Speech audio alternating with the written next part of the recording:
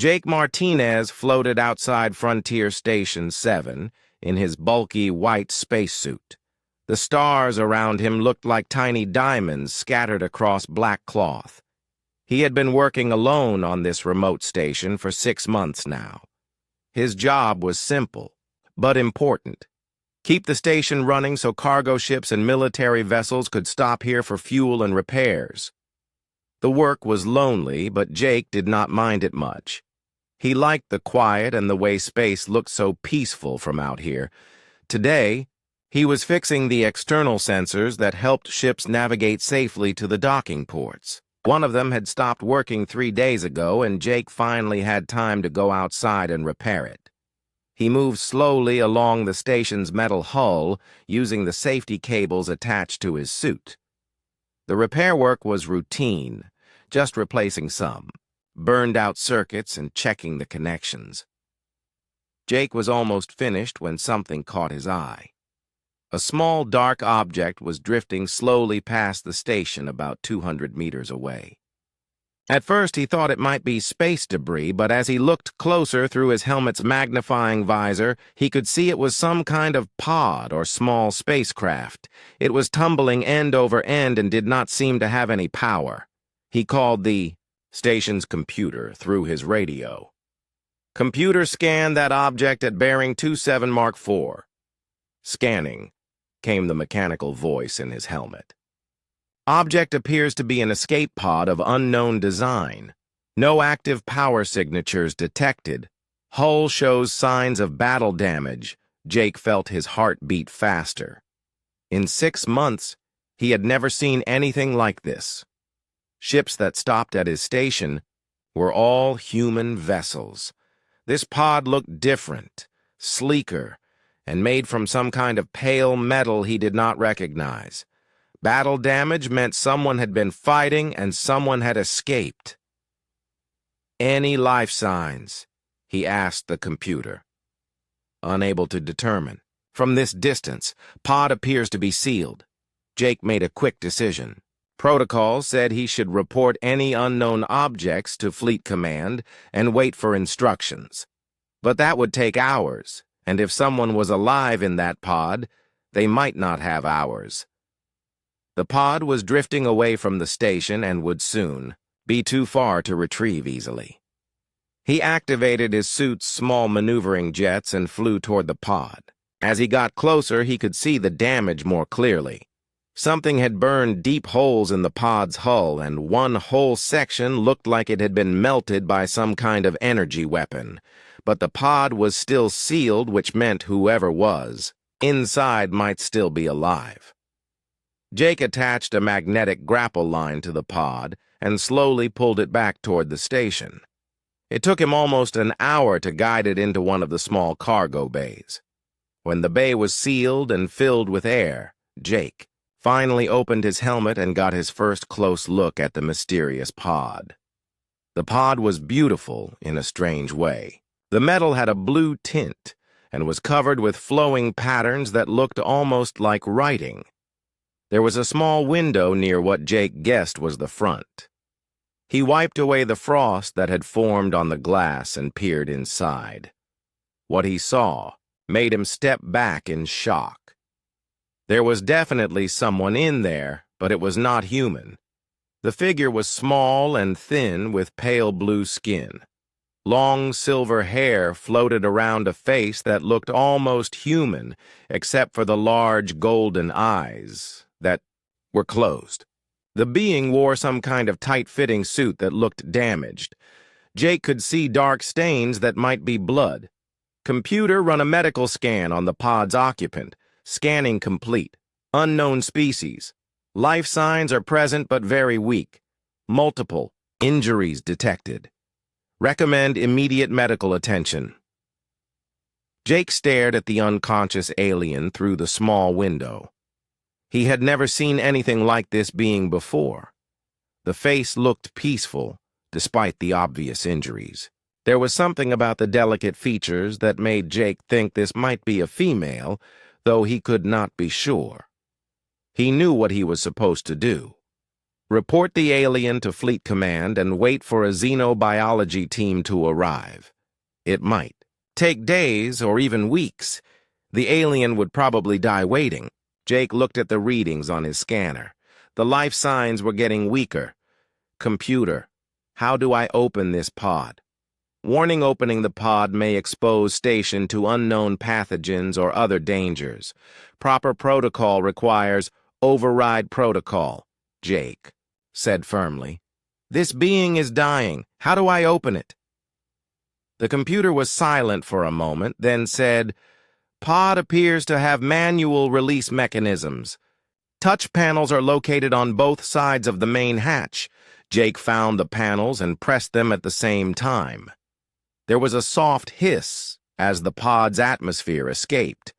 A strange but not unpleasant smell filled the cargo bay, something like flowers mixed with ozone.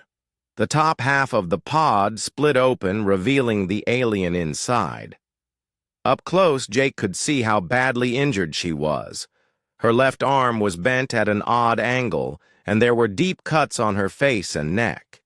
Her breathing was shallow, and her skin had an unhealthy gray tint under the blue. But what struck Jake most was how young and vulnerable she looked. This was not some dangerous alien warrior, but someone who had been hurt and was afraid. Jake gently lifted the alien from the pod. She was lighter than he expected, and her body felt cold. He carried her quickly to the station's medical bay and placed her on the treatment table. The automated medical systems began scanning her immediately. Unknown physiology detected. Recommending basic trauma protocols. Warning: proper treatment may require species-specific knowledge. Jake worked for the next several hours cleaning and bandaging the alien's wounds. The medical computer helped as best it could, but kept warning that it did not understand this species' biology. Jake did what he could with basic first aid and hoped it would be enough. When he was finished, the alien looked more comfortable. Her breathing was deeper, and some color had returned to her blue skin. Jake covered her with a warm blanket and dimmed the lights in the medical bay. There was nothing more he could do except wait and hope she would survive. As he sat in the chair next to the treatment table, Jake wondered what he had gotten himself into. He had just rescued an alien being and hidden her on his station. Fleet Command would not be happy about this. But looking at the peaceful face of his unexpected guest, Jake knew he had made the right choice. Whatever species she was from, she was someone who had needed help, and he had given it. That was what humans did. They helped those in need, even when it was dangerous or complicated. The alien slept quietly through the night while Jake watched over her and wondered what would happen when she woke up. 3 days passed before the alien opened her eyes. Jake was checking her bandages when he saw her golden eyes flutter open and focus on his face. For a moment, they just stared at each other. Then the alien tried to sit up quickly and cried out, in pain from her injured arm. Jake held up his hands to show he meant no harm. Easy there, he said in a soft voice. You are safe. I found you in an escape pod and brought you here to help you. The alien did not seem to understand his words, but she heard the gentle tone. She looked around the medical bay with wide, frightened eyes. Jake could see her trying to figure out where she was and what had happened to her. When she tried to get off the treatment table, Jake stepped back to give her space, but stayed close enough to catch her if she fell. The alien was weak and had trouble standing. Her legs shook, and she had to lean against the wall for support. Jake pointed to himself and said Jake several times. Then he pointed to her with a questioning look. She watched him carefully and seemed to understand he was trying to tell her his name. After a moment, she touched her chest and made a sound that was like music. Zira, Jake smiled and repeated Zira back to her. She nodded slightly, which seemed to be the same gesture humans used. That was encouraging. Jake gestured toward the door and then to himself, trying to show her that this was his home and she was welcome here. Zira looked uncertain, but did not try to leave. Over the next few hours, Jake showed Zira around the small station. He moved slowly and kept his voice calm and friendly. Zira followed at a distance, watching everything with curious eyes. Jake showed her the living quarters, the kitchen, and the observation windows where they could see the stars. Zira seemed especially interested in the technology, but remained wary of Jake. Communication was difficult at first. Jake tried drawing simple pictures to explain things. He drew a picture of her escape pod and pointed to where he had found it. He drew the station and showed how he had brought her inside. Zira watched these drawings carefully and seemed to understand. She took the stylus from Jake and drew her own pictures. Her drawings were much better than Jake's. She drew what looked like a large ship with many smaller pods escaping from it. Some of the pods were being hit by weapon fire. She pointed to one small pod and then to herself. Jake understood. She had escaped from a battle, and her ship had been destroyed. He felt sad looking at her drawings and wondered what had happened to the other people who had been with her. Jake made sure Zira had food and a comfortable place to sleep. He gave her one of the unused crew quarters and showed her how to operate the lights and temperature controls. Zira learned quickly how to use the human technology. She seemed to have a natural understanding of how machines worked. At meal times, Jake would bring food to share with Zira. At first she was suspicious and would only eat small amounts. But Jake made sure to taste everything first to show it was safe. Gradually, she began to trust the food and ate more. Jake noticed she especially liked the fruit and vegetables from the station's small garden. Days turned into weeks, and slowly, Zira began to relax around Jake. She started helping him with his daily work around the station. Even with her injured arm, she proved to be surprisingly useful. She could reach into tight spaces to fix broken components, and her small hands were perfect for delicate repair work. Jake was amazed at how quickly she learned to understand the station's systems. They developed their own way of communicating using gestures, pictures, and simple sounds. Jake began teaching Zira basic English words while she taught him some words in her own language. Her voice was musical, and the words of her language sounded like singing. Jake found himself looking forward to their daily lessons. The breakthrough in their relationship came unexpectedly. Jake was preparing dinner in the kitchen when the knife slipped and cut deep into his hand. Blood poured from the wound, and Jake cursed at his clumsiness. Before he could reach for the first aid kit, Zira appeared at his side. She had heard his cry of pain and came running to help. Without hesitation, she took his injured hand in both of hers and examined the cut. She spoke, quickly in her own language, probably asking him questions he could not understand. Then she guided him to a chair and gestured for him to wait. Zira disappeared for a moment and returned with supplies from the medical bay. But she also had something Jake had never seen before, a small device from her damaged escape pod. She activated the device, and it glowed with soft blue light. When she held it over Jake's cut, the bleeding stopped immediately, and the wound began to close. Jake stared in amazement as his hand healed before his eyes. In just a few minutes, there was only a thin pink line where the deep cut had been. Zira carefully bandaged his hand anyway and looked up at his face with concern. Jake realized this was the first time she had shown real care for his well-being. He smiled and said, "Thank you, Zira." She seemed to understand his gratitude, and for the first time since he had found her, Zira smiled back. It was just a small smile, but it transformed her entire face. Jake saw that she was not just an alien refugee, but a person with feelings and kindness. The smile made her look younger and less afraid. After that day, their relationship changed completely. Zira no longer kept her distance from Jake. She would sit close to him during meals and seemed to enjoy his company. She began exploring more of the station on her own, and even started making small improvements to systems that were not working efficiently. Jake looked forward to coming home from his daily maintenance work because Zira would be there waiting.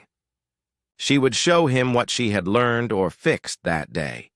Sometimes she would have prepared food using ingredients from the garden in ways Jake had never thought of. Her cooking was different from human food, but delicious. In the evenings, they would sit together in the observation lounge looking out at the stars. Jake would tell Zira stories about Earth and human civilization, even though she could not understand all the words. She seemed to enjoy listening to his voice. Sometimes she would tell him stories, too, in her musical language. Jake could not understand the words, but he could hear the emotions in her voice. One evening, Jake decided to show Zira some human entertainment. He activated the station's video system and played an old comedy movie. Zira watched with fascination as the human actors performed their silly routines. At first, she seemed confused by the concept of humor, but gradually she began to understand. When one of the actors slipped on a banana peel and fell into a fountain, Zira made a sound Jake had never heard before. She was laughing. The sound was like silver bells ringing, and it made Jake laugh too. Then something wonderful happened. Zira looked at Jake and gave him the most genuine, beautiful smile he had ever seen. The smile lit up her golden eyes and made her face glow with happiness. Jake felt his heart skip a beat. In that moment, he realized that Zira was not just his alien companion. She had become someone very special to him. Her smile was real and warm and completely without fear. She trusted him completely and was happy to be with him. Jake smiled back at Zira and felt something he had not experienced in years. He was no longer alone in the vast emptiness of space. He had found a friend and maybe something more. Her genuine smile had caught him completely off guard and changed everything between them. As they sat together watching the silly movie and sharing laughter, Jake knew that whatever challenges lay ahead, he would face them with Zira by his side. She had brought light and warmth into his lonely existence, and he would do anything to protect that precious smile. Life on the station settled into a comfortable routine for Jake and Zira. She had been with him for 2 months now, and every day brought new discoveries about her intelligence and abilities. Zira had learned enough English to hold simple conversations, and Jake had picked up basic words in her language which she called Velari. She told him she was from a people called the Velari, who lived on worlds far from human space.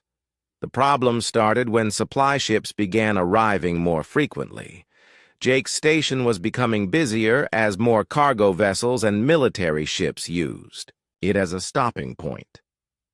Each time a ship approached, Jake had to hide Zira in the sealed maintenance sections of the station where she would not be detected by the crew's scans.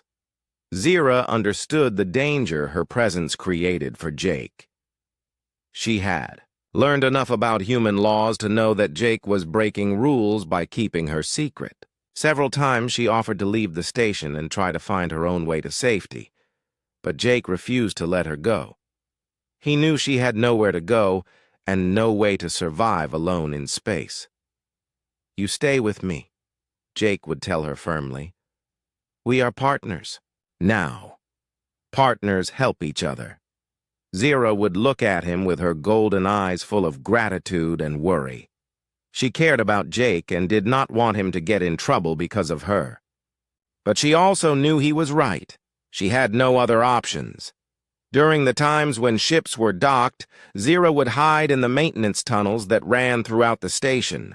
She had memorized every crawl space and service corridor. Jake would bring her food and water, and they would communicate through the internal comm system using code words they had developed. Zira proved to be incredibly helpful with the station's systems. Her people had a natural understanding of technology that surpassed even human engineering knowledge. She could diagnose problems that Jake missed and suggest improvements that made everything run more efficiently. The station had never operated better than it did with Zira's help. One day while a cargo ship was docked, Zira discovered a serious problem with the station's power core. She contacted Jake through the comm system using their code words. "Jake the Big Heart is getting sick," she said, referring to the main reactor. Jake excused himself from the cargo ship captain he was talking with and hurried to check the reactor readings. Zira was right. There was a dangerous buildup of pressure that could cause an explosion. It was the kind of problem that the automated systems should have detected but somehow missed. Working together through the comm system, Jake and Zira managed to fix the problem before it became critical. The cargo ship crew never knew how close they had come to disaster. When the ship departed, Jake found Zira in the maintenance tunnel and hugged her tightly. "You saved everyone on that ship," he told her. "You are amazing." Zira smiled that beautiful, genuine smile that always made Jake's heart race. "We saved them together," she said in her improving English. "We are a good team." The close calls kept happening. Ships would arrive early or stay longer than expected. Crew members would wander around the station exploring while their ships refueled. Each time Jake had to think quickly to keep Zira hidden. The stress was wearing on both of them. The worst incident happened on a busy day when 3 ships were docked at once. Jake was rushing between the different crews trying to handle all their needs when he heard Zira's voice over the comm system. There was panic in her voice as she spoke in rapid Valari. Jake found the nearest private comm panel and switched to their coded channel. "What is wrong?" he asked quietly. "Human in tunnel," Zira whispered back in English. "Coming toward my place." One of the crew members must have gotten lost and wandered into the maintenance areas. Jake's heart pounded as he realized Zira might be discovered. He quickly made an excuse to the nearest ship captain and rushed toward the maintenance section. Jake found the lost crew member just as he was approaching the area where Zira was hiding. "Hey there!" Jake called out in a friendly voice. "You are not supposed to be in this section. Safety regulations, you know." The crew member looked embarrassed. "Sorry, I was looking for a bathroom and took a wrong turn. This station is bigger than it looks." Jake guided the man back to the main areas and showed him where the facilities were located. His hands were shaking as he realized how close they had come to disaster. When all the ships finally departed, Jake found Zira curled up in her hiding spot looking exhausted and frightened. "This cannot continue," she said sadly. "Too dangerous for you. I should leave." "No," Jake said, pulling her into his arms. "We will find another way. I will not abandon you." But they both knew their secret could not be kept much longer. Jake began thinking about contacting Fleet Command to report Zira's presence. Maybe if he explained the situation properly, they would understand. Maybe they would let her stay. The crisis came 3 weeks later. Captain Lisa Brown of the cargo vessel. Starwind was scheduled to arrive at noon, but her ship appeared on Jake's sensors at 8 in the morning. She was 4 hours early, and Jake had no time to hide Zira properly. Even worse, the docking procedure went wrong. As the Starwind approached the station, there was a malfunction in the automated docking clamps. Instead of gently securing the cargo ship, the clamps began closing too fast and with too much force. If they continued, they would crush the Starwind's hull and kill everyone aboard. Jake rushed to the docking control room and tried to override the system manually. But the controls were not responding. The malfunction was in the deep system programming and would take time to fix, time they did not have. "Zira, I need your help," Jake called over the comm system. "Emergency at Docking Bay 2. Without hesitation, Zira abandoned her hiding place and ran to help Jake. Together they worked frantically to bypass the malfunctioning systems. Zira's quick fingers flew over the control panels, rewiring circuits and rerouting power flows. Her knowledge of the station's systems was far better than Jake's. With seconds to spare, they managed to stop the docking clamps just before they would have crushed the cargo ship. The Starwind settled safely into its berth, and the crisis was over. Jake and Zira looked at each other with relief and exhaustion. That was when they heard the voice behind them. "Well, well, what do we have here?" Captain Brown was standing in the doorway of the control room, staring at Zira with surprise and suspicion. She was a tough-looking woman with gray hair and sharp eyes that missed nothing. Her hand rested on the weapon at her side. "Jake Martinez, I presume," she said without taking her eyes off Zira. "Care to explain why there is an unregistered alien on this station?" Jake stepped protectively in front of Zira. "Captain Brown, this is Zira. She is a refugee who was injured and needed help. I rescued her from a damaged escape pod." "Is that so?" Captain Brown said coldly. "And you decided to keep this little discovery to yourself instead of reporting it to Fleet Command. Do you have any idea how many regulations you have broken?" Jake felt his career and his freedom slipping away. But before he could answer, Zira stepped forward and spoke in careful English. "Please, Captain Brown," she said with dignity, despite her fear. "Jake saved my life. My people were killed by the Korth Empire. I escaped in damaged pod. Jake found me dying and helped me live. He is good human, kind human. Please do not punish him for having compassion." Captain Brown stared at Zira for a long moment.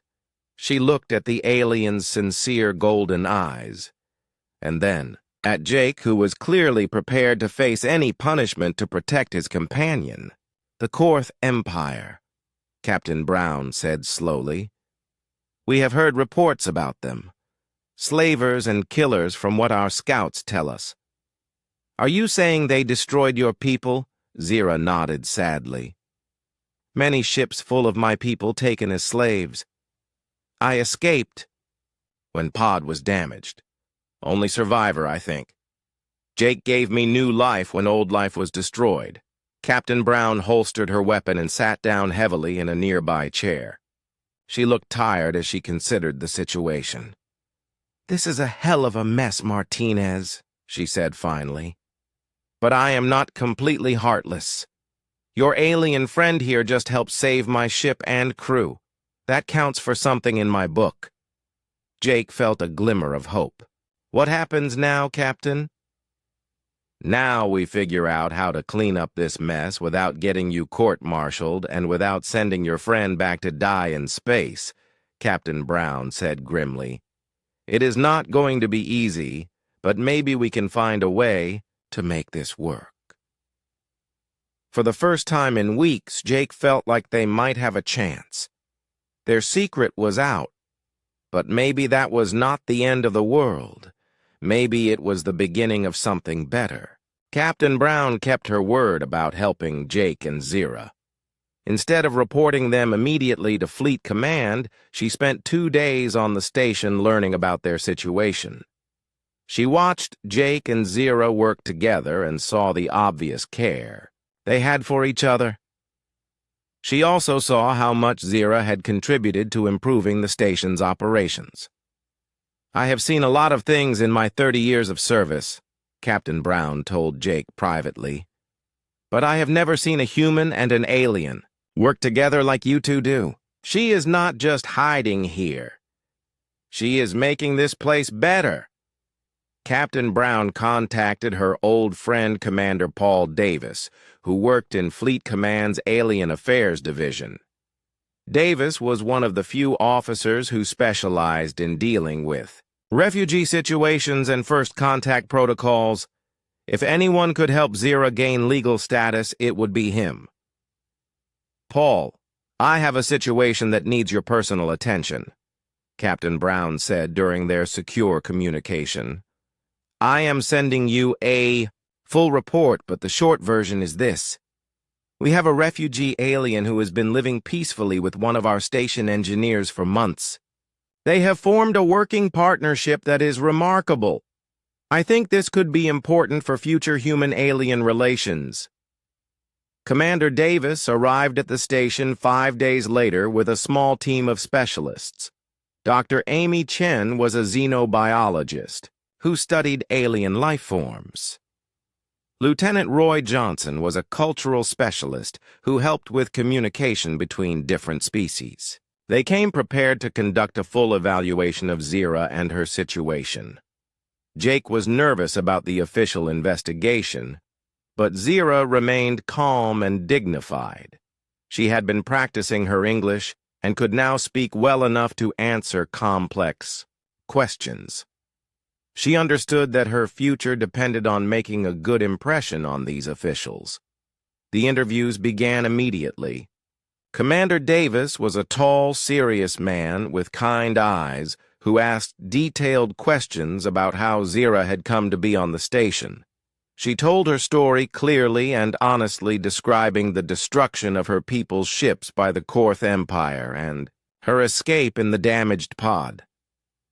How many of your people were on the ships that were attacked? Commander Davis asked.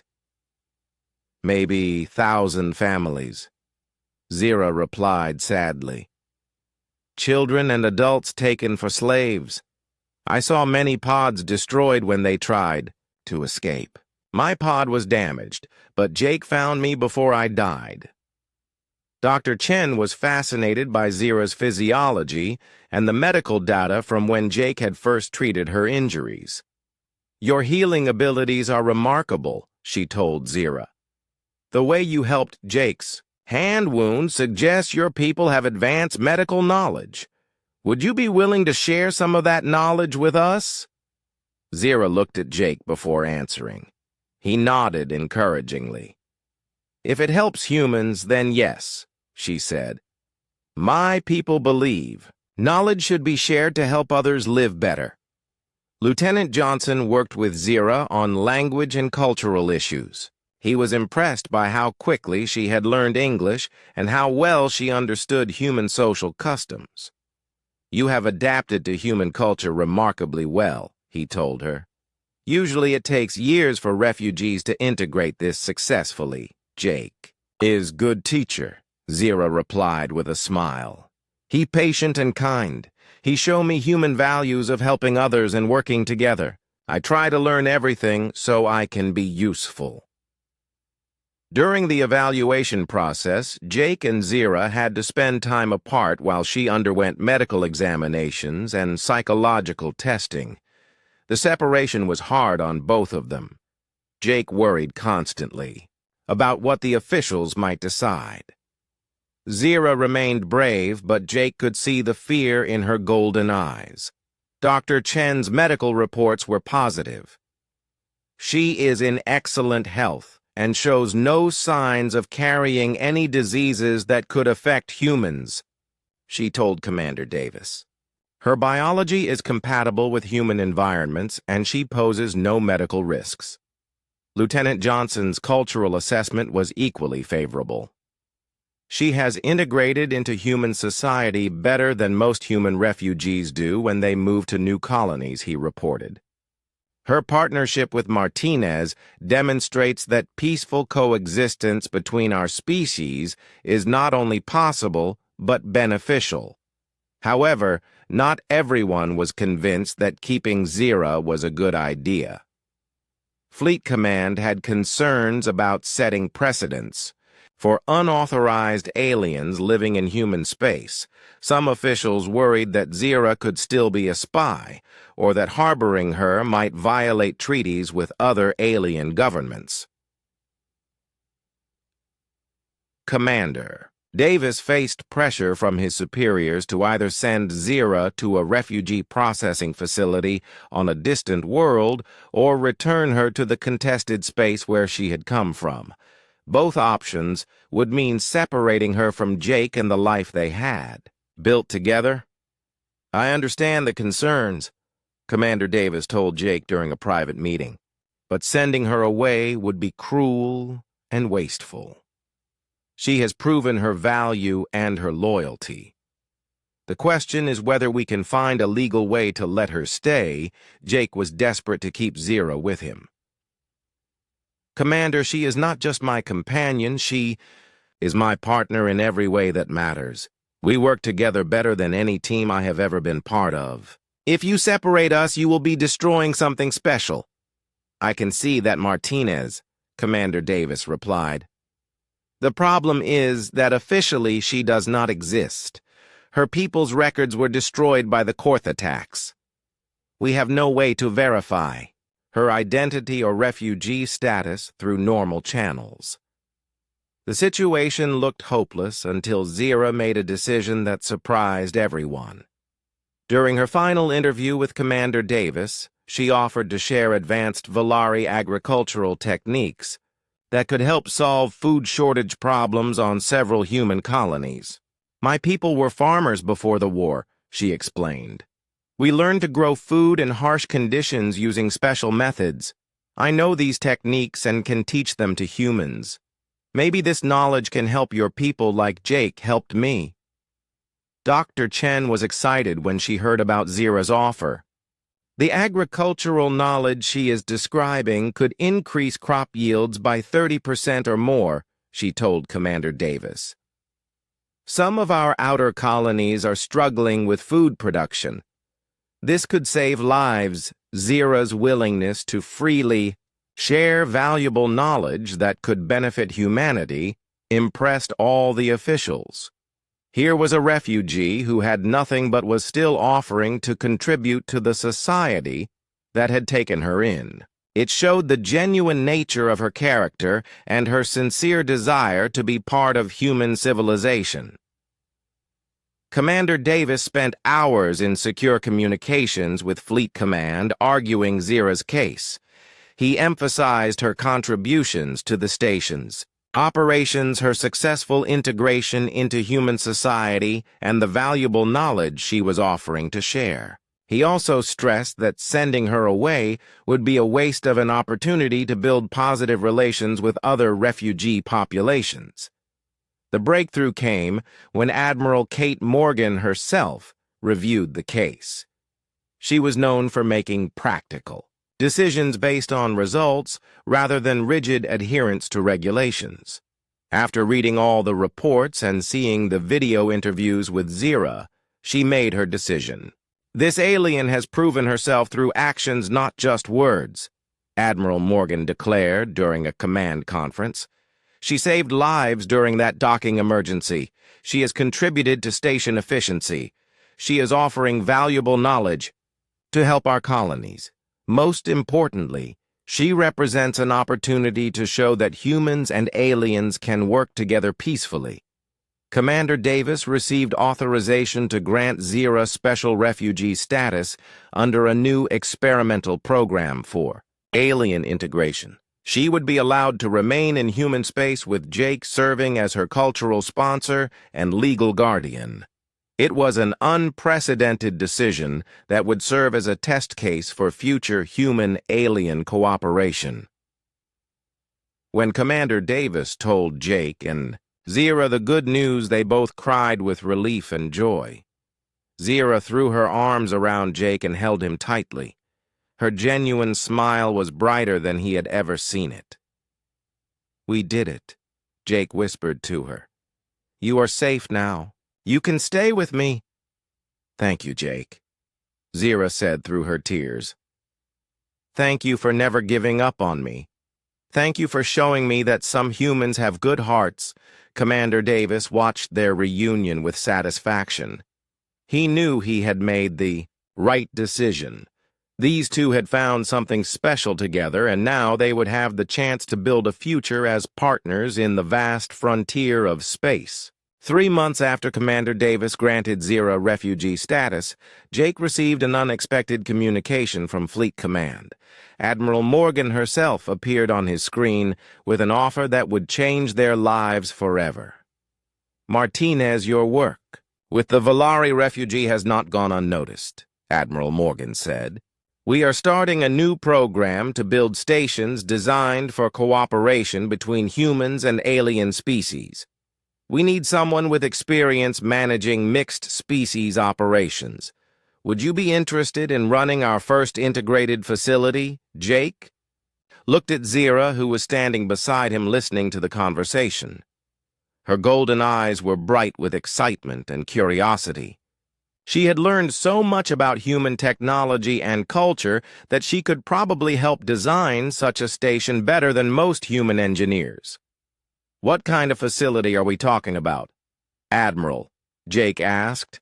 "Station Alpha Prime in the Centauri sector," Admiral Morgan replied. "It is our most advanced design, built specifically to accommodate multiple species with different environmental needs. The goal is to create a model for peaceful cooperation that other stations can follow. We want you as the primary administrator and your Valari partner as the chief technical advisor." Jake felt his heart racing with excitement.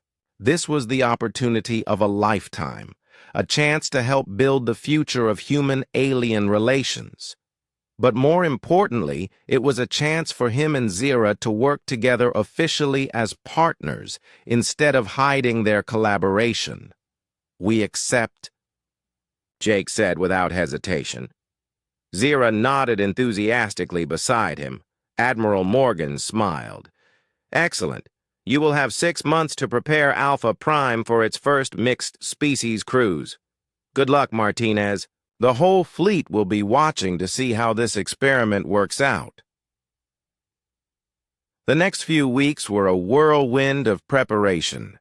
Jake and Zira studied the blueprints for Alpha Prime and worked with engineering teams to finalize the station's design. Zira's insights were invaluable.